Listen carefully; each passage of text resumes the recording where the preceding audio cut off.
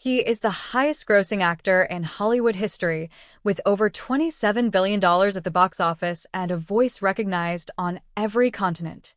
Yet he was 43 years old before Hollywood truly saw him. Behind the authority and the icon was a man who spent 20 years being overlooked, a decade being consumed from within, and one night when everything, his career, his marriage, his future, nearly ended on a kitchen floor.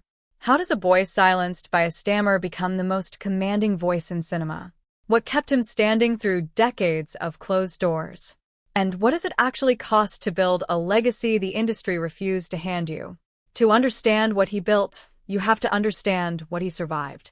Samuel Leroy Jackson was born on December 21, 1948, in Washington, D.C., but it was Chattanooga, Tennessee, where he was raised, that shaped him. His father left before he could remember him, leaving behind only silence.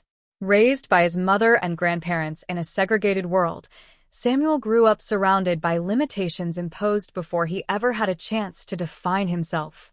His grandfather became his foundation, quiet, strong, and proud, offering stability in a world that rarely did. As a child, Samuel struggled with a severe stutter, a cruel obstacle for someone who had so much to say. But he fought it, slowly learning to navigate around it, eventually turning that hesitation into control. At Morehouse College in Atlanta, something changed. Surrounded by intellectual energy and cultural pride, he began to discover his voice, both literally and artistically. It was there, on stage, that he realized the power he carried. In 1968, he attended the funeral of Dr. Martin Luther King Jr. in Memphis, an experience that left a permanent mark on him. Standing among a grieving nation, he understood something fundamental. Nothing would be given to him. Everything would have to be fought for. But that fire led him into activism that eventually got him suspended from college, forcing a reset. His mother sent him to New York City with a simple directive: start over. New York in the 1970s was unforgiving. Samuel arrived with talent, but no connections, ambition, but no safety net. He immersed himself in theater, working with the Negro Ensemble Company, honing his craft with discipline and intensity. The stage gave him purpose, but it did not pay enough to survive. He took whatever jobs he could, social work, odd labor, while continuing to audition, often to silence. Years passed. Small roles came and went, but recognition remained out of reach. The gap between his potential and reality widened, and into that space came addiction. What began as relief slowly became dependency. Crack cocaine entered his life and took hold. He continued working, building a reputation in theater, even starting a family with his wife, LaTanya Richardson, and welcoming their daughter, Zoe. For a time, fatherhood steadied him, but addiction is not defeated by love alone. By the late 1980s, it had taken over. Then came the breaking point. In 1991, his wife and daughter found him unconscious on the kitchen floor. That moment forced a choice: get clean or lose everything. He chose to fight. Rehabilitation was brutal. It stripped him down to nothing and forced him to rebuild from the ground up. At 42, he walked out sober, but with no guarantees. Hollywood had moved on. There was no reserved place waiting for him. But what he gained was clarity, a sharp, focused hunger unlike anything he had known before. He returned to acting immediately, and that same year, he took on a role in Jungle Fever as a crack addict. It was raw, painfully authentic, and impossible to ignore. For the first time, the industry truly saw him. From there, everything changed. Roles began to come, real roles. Then, in 1994, came the breakthrough that would define his legacy. His performance as Jules in Pulp Fiction was electric, unforgettable, and transformative. At 45, after decades of struggle, he delivered one of the most iconic performances in film history. The industry could no longer overlook him. What followed was a relentless rise. Film after film, genre after genre, each performance cementing his place. By the 2000s, he wasn't just successful, he was everywhere. His presence became global, his voice instantly recognizable. Yet even as his influence grew, recognition from institutions lagged behind. Awards came late, if at all. Still, he kept working, proving himself repeatedly. In 2008, he stepped into the role of Nick Fury, helping launch a cinematic universe that would dominate global entertainment for years. It introduced him to a new generation and expanded his reach even further. Behind the success, life continued to test him. Friends from his early years passed away. His body carried the weight of decades of work. But through it all, one thing remained constant: his marriage. LaTonya stood by him, not as a symbol, but as the person who had once saved his life. Their relationship, tested and rebuilt, became the foundation of everything he achieved.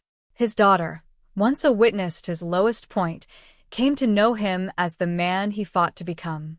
In his later years, he received the recognition long overdue, including an honorary Academy Award.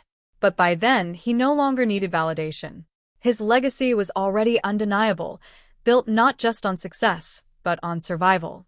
He had endured silence, rejection, addiction, and loss, and refused to let any of it define the end of his story. Today, he moves with the calm certainty of someone who understands the value of time. He continues to speak out on issues that matter, using his platform with purpose. At home, he lives a life grounded in what truly matters: the family he nearly lost and the second chance he chose to honor every day. Samuel L. Jackson did not become legendary in spite of his struggles, but because he refused to let them take his voice. He arrived late, but fully as himself, unfiltered, unapologetic, and earned. And that is the kind of legacy that lasts. That legacy did not slow him down, it refined him.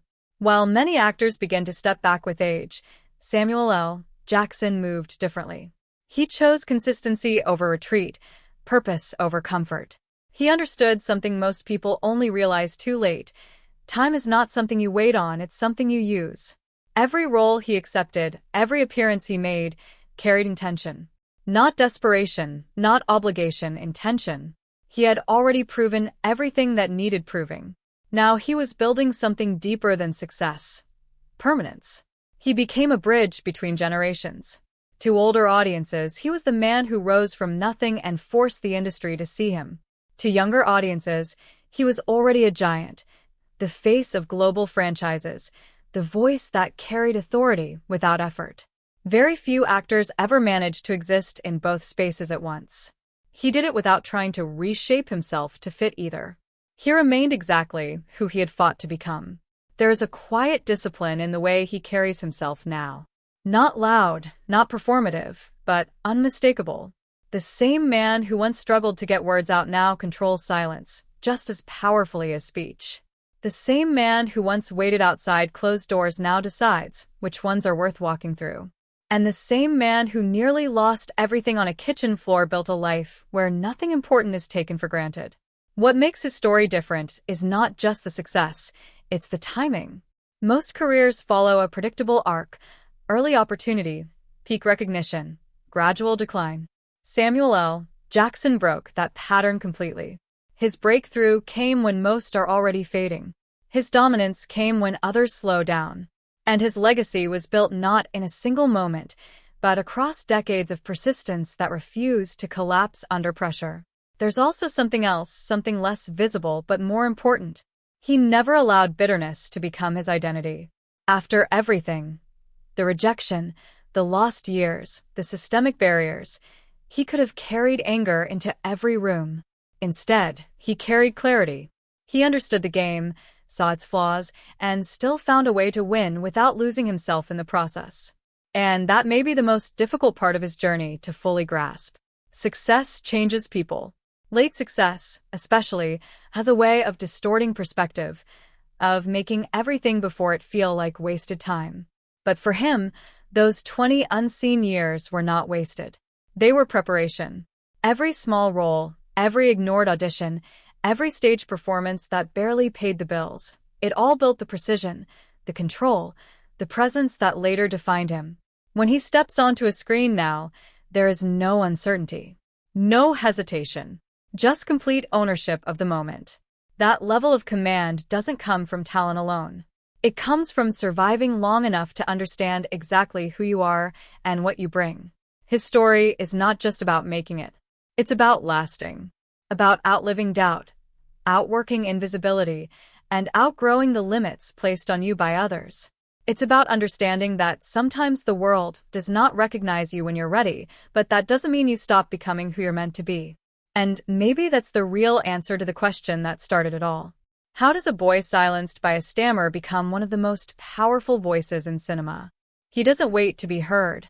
He builds himself, piece by piece, through every rejection, every failure, every moment of doubt, until the world has no choice left but to listen.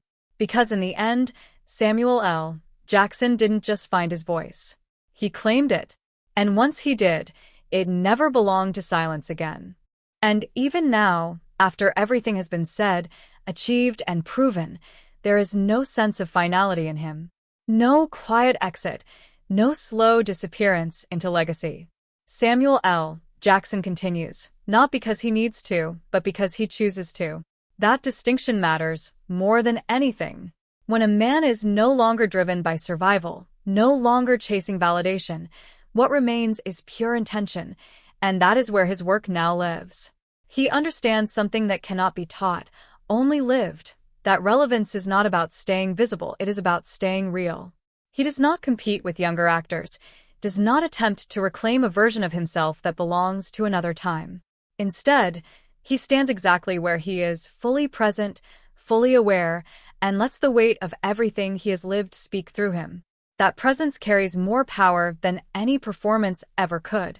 There is also a certain fearlessness in him now. Not the reckless kind, but the calm, grounded fearlessness of someone who has already faced loss in its most personal form and survived it. The industry can no longer intimidate him. Public opinion cannot reshape him. Success cannot seduce him into forgetting where he came from. He has already lived through the worst version of losing himself and found his way back. That changes how a man moves through the world.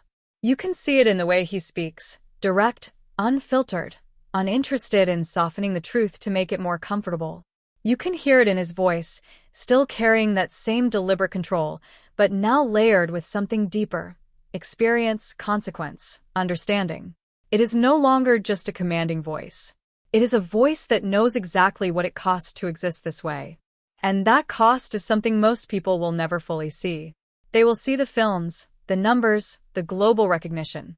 They will quote the lines, remember the characters, celebrate the milestones. But they will not see the years where nothing happened. The quiet years. The years where talent met silence again and again. The nights filled with doubt. The mornings where continuing felt heavier than quitting. The private battles that never made it to the screen. Those are the parts that built him. And that is why his story stays with people long after the credits roll. Because it is not just about acting, or fame, or success. It is about endurance. About what it means to keep going when there is no evidence that it will work out. About what it means to rebuild when you have already come too close to losing everything. There is a moment in every life where things could have ended differently. For him, that moment was on a kitchen floor in 1991. Everything that came after exists because he made a decision in that moment. A decision to stay, to fight, to try again when there was no guarantee of anything waiting on the other side. Most people never realize how much of a life is decided in moments like that. And maybe that is what makes his legacy so powerful. Not just that he succeeded, but that he refused to disappear before he had the chance to. That he outlasted the silence that tried to define him. That he turned delay into depth, struggle into strength, and pain into something that could not only be carried, but transformed. Because in the end, the world didn't just gain an actor. It gained a voice that was never supposed to make it this far, and did anyway. And that is where the story settles, not in an ending, but in a quiet understanding. Because some lives are not meant to conclude with a final act or a clean resolution. Some lives continue, evolving, deepening, becoming more honest with time. Samuel L. Jackson exists in that space now, beyond the climb, beyond the proving, beyond the need to explain himself to anyone. There is something almost poetic in the way it all comes full circle. A boy who once struggled to get words out now carries one of the most recognizable voices on the planet. A man who spent decades being unseen became impossible to ignore. A life that nearly collapsed under its own weight was rebuilt into something that not only endured, but expanded far beyond what anyone had imagined for him. But what matters most is not the scale of what he built. It is the fact that he built it at all, piece by piece, decision by decision, often in moments where stopping would have been easier and far more understandable. He did not wait for the right time. He became ready, and then he kept going until the world caught up. There is no clean formula in his story. No simple lesson that can be packaged and repeated. Because the truth is harder than that. It takes time, more time than feels fair. It takes loss, patience, and a kind of stubborn belief that borders on irrational. It takes continuing when there is no applause, no recognition, no immediate reward. And even then, there are no guarantees. But his life proves something undeniable. Delay is not defeat.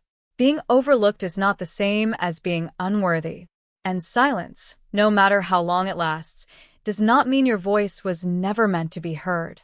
He didn't rush his way into greatness. He endured his way into it. And that distinction changes everything. Because when success finally came, it did not define him. It revealed him. It showed the world what had been there all along, waiting beneath the years of rejection and struggle. The discipline, the control, the presence, the voice. All of it was already built. The world just needed time to see it. And maybe that is the final truth his story leaves behind. Not something loud or dramatic, but something steady and unshakable. You are not late. You are not finished. And the time it takes to become who you are meant to be is not time lost. It is time doing its most important work. Samuel L. Jackson did not arrive when the world expected him to. He arrived when he was ready. And when he did, he never left.